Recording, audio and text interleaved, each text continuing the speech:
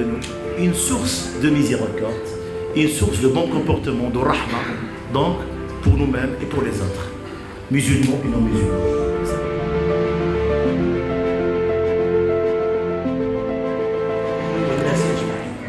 Donc cet amour du prophète doit être prioritaire sur toutes les amours.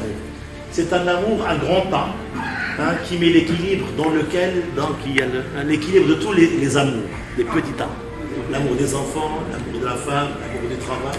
C'est un amour qui nous donne l'équilibre dans la vie, le goût de la vie.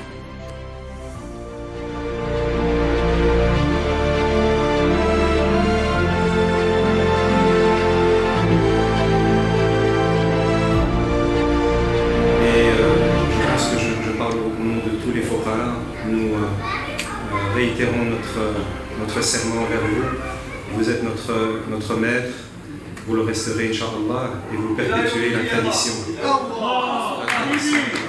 de Sidi Hamza, de Sidi Jabal que nous avons pu connaître.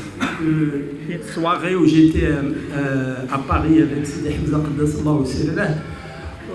il dormait, entre guillemets.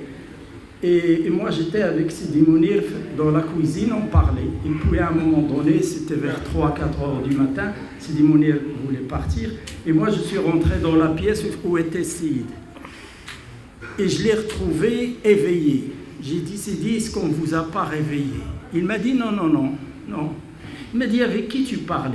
J'ai dit, avec Sidi Mounir. Alors il a fait, ah, Mounir, quand son temps viendra, il fera des merveilles. Le fondement de tous nos problèmes, le fondement de toutes nos illusions, c'est l'attachement égotique à nos actions. C'est le fait que nous considérons nos actions comme les nôtres.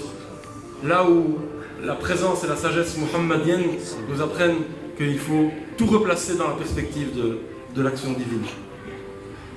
À partir de cette réflexion classique chez les maîtres du Tasawwuf, nous avons posé la question du coup, quelle est la réalité de la ziyara?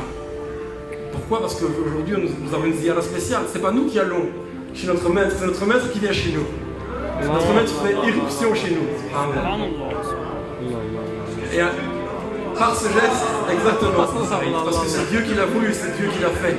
Par ce geste, la réalité des choses nous apparaît, c'est-à-dire que lorsque nous prenons l'avion pour aller au Maroc, lorsque nous faisons des efforts financiers, de temps, etc., professionnels pour aller faire la ziyara, nous avons l'impression que c'est nous qui faisons l'effort, nous avons l'impression que c'est nous qui méritons cette ziyara. Alors que la réalité de la ziyara, c'est que c'est un pur don divin. C'est un pur don divin par la présence mohammedienne qui nous attire à lui.